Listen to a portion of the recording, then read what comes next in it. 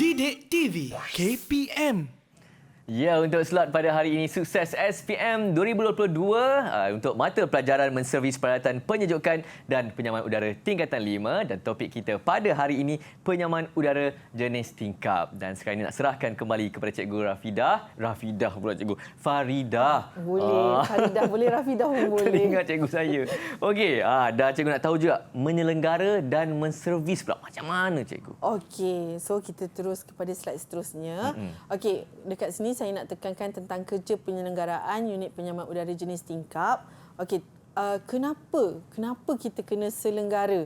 Okey, yang ini murid kena ingatlah fakta-fakta ni sebab kemungkinan akan ada soalan yang bertanya. Okey, jadi yang pertama, sistem sentiasa beroperasi pada tahap keupayaan yang sebenar. Okey, sebabnya penyaman udara ni macam biasa kita tahu dia akan menyedut segala partikel-partikel yang ada dalam bilik kan. Sampai satu masa dia akan penuh dekat penapis udara tu. Jadi kita kena cuci dia mengikut waktu yang bersesuaian. Okey, seterusnya yang kedua adalah memanjangkan jangka hayat komponen sistem. Okey, contohlah macam dekat sinilah. Din suka berlari? Hari-hari cikgu. Hari-hari. Kalau Din lari daripada pagi sampai ke malam? Penat cikgu. Okey, lama-lama? Letih, tercedera. Kan, macam tu kan. Jadi dekat sini sebenarnya kita perlu penyelenggaraan. Maksudnya lepas contohlah Din dah berlari, Din mesti kena rehat, makan kan. Sama juga dengan penyaman udara jenis tingkap kita. Kita mesti jaga dia untuk memanjangkan jangka hayat komponen sistem, terutamanya pemampat lah.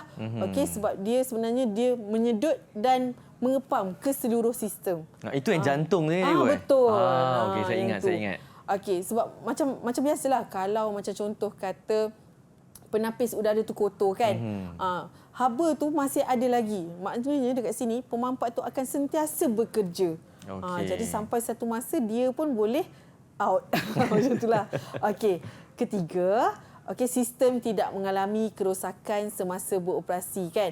Okey, maksudnya kita macam zaman sekarang lah, masa kini kan.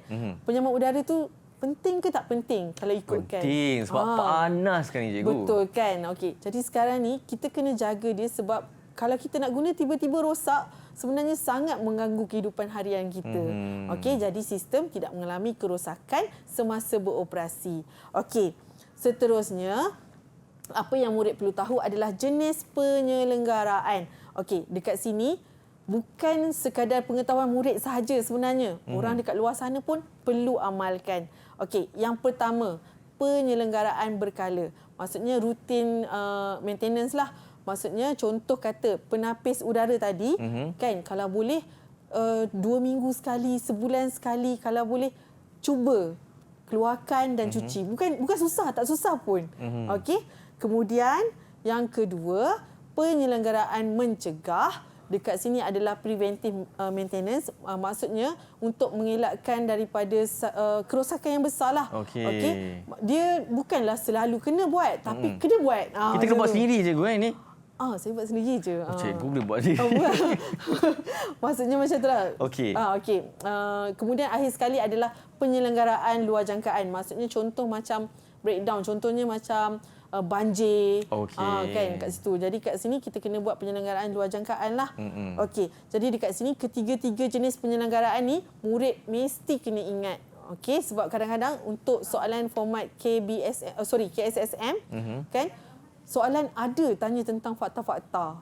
Jadi murid memang nak tak nak kena baca dan kena ingat. Kena hafal lah cikgu. Betul. Jadi boleh saya terus bagi konklusi. Okey, secara konklusinya, yang pertama sekali bila murid hendak menjawab soalan SPM nanti, yang pertama kenal pasti kehendak soalan. Kalau soalan dia nak tulis A, B, C, D, E, A, B, C, D, E lah. Tapi kalau soalan nak suruh tulis 1, 2, 3 dan 4, betulkanlah. Kalau soalan suruh tanda right betul. Right betul lah macam tu. Kena baca betul-betul je arahan. Sebab biasanya ada yang soalan aras rendah, murid ni dia excited nak jawab. Tahu ni. Betul, tapi dia tenyih je. Tak boleh lah macam tu. Okey. Seterusnya, pastikan jawapan dijawab pada ruang yang disediakan. Kalau tadi Din perasan ada ditulis ruang jawapan. Jadi dekat situlah ruang jawapan yang kita kena tulis jawapan. Okey. Kalau dekat luar bergantung kepada pemeriksa. Kan? Oh, yelah, luar kotak nanti. Tak mengikut arahan. Kalau tak saya ikut arahan. marah sebenarnya. Okay, macam tu. Okey. Okey, seterusnya, hafal formula yang berkaitan. Macam tadi saya dah bagi tahu tentang kapasiti pendinginan. Okey, lepas tu saya dah bagi tahu macam mana kita nak kira berapa kuasa kuda. Okey, jadi kena hafal. Dan jangan lupa kalkulator. Okey. Tak boleh pakai jari. Tak boleh. 19,200 kan. Macam Okey. mana? Okey, seterusnya. Huraian jawapan adalah bergantung kepada markah yang diberikan. Macam saya cakap dengan Din tadi kan. 2 markah berapa fakta, Din? Alamak. 2 markah. 2 lah. 2 lah kan. Kalau 5 markah? 5 fakta. 5 fakta. Okey. Lagi satu, jangan lupa jawab dalam bentuk point. Tuliskan jawapan 1, 2, 3. Tak boleh tulis macam karangan je. Jangan. Okey. Sebab dekat situ sebenarnya kesukaran pemeriksa untuk mencari jawapan yang murid nak sampaikan. Okey. Okey. Terus je direct. Okey, seterusnya yang yang kelima, langkah keselamatan perlu bersesuaian dengan situasi kerja. Okey. Contoh. Boleh ke saya nak tanya pelajar kan? Apakah langkah keselamatan? Saya bagi soalan yang tiba-tiba ni tau. Apakah langkah keselamatan sebelum melakukan semasa melakukan kerja kimpalan gas? Contoh. Siapa nak jawab? Apa jawapan? Soalan tambahan ni daripada cikgu. Boleh tak sekolah ni? Apa jawapan masa kita nak buat welding? Langkah keselamatan. Saya petik je nama. Padan muka. Memakai peralatan yang betul. Okey. Peralatan yang betul. Okey. Dekat sini sebenarnya, kalau ikutkanlah, pemeriksa nak sesuatu jawapan yang menampakkan murid tu, dia memang sangat akan menjadi pekerja yang mahir dekat luar nanti. So, kalau macam saya suka murid jawab memakai apron ataupun memakai langkah alat keselamatan. Dekat situ menampakkan pekerja mahir. Okey. Boleh ya sekolah ni? Tahniah jawapan tadi. Okey, seterusnya.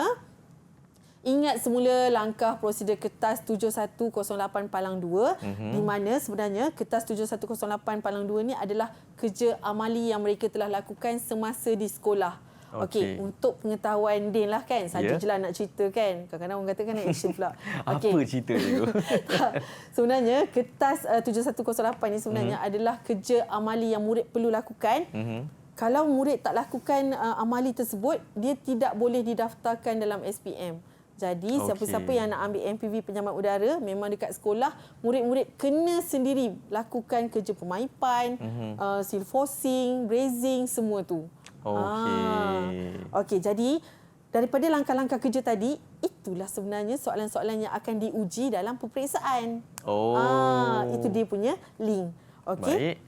Seterusnya, jika jawapan yang ditulis salah, hanya potong dengan satu garisan sahaja.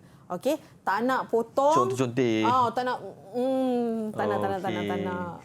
Kena pakai pembaris cantik sikit. Kalau boleh potong satu garisan nampak kemas. Jadi pemeriksa pun tak sakit mata.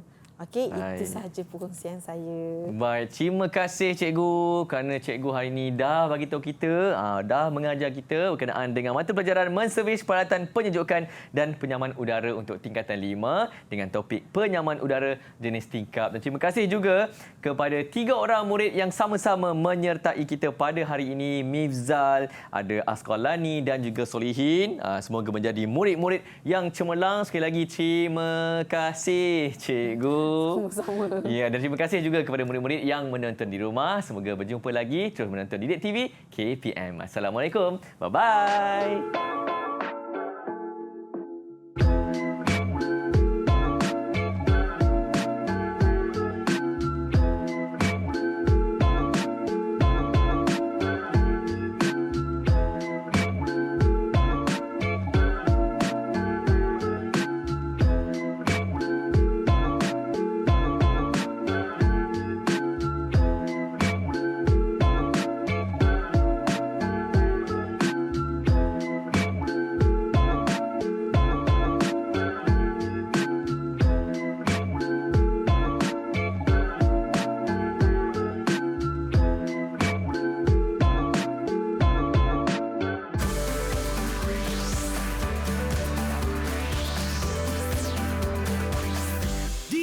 TV KPM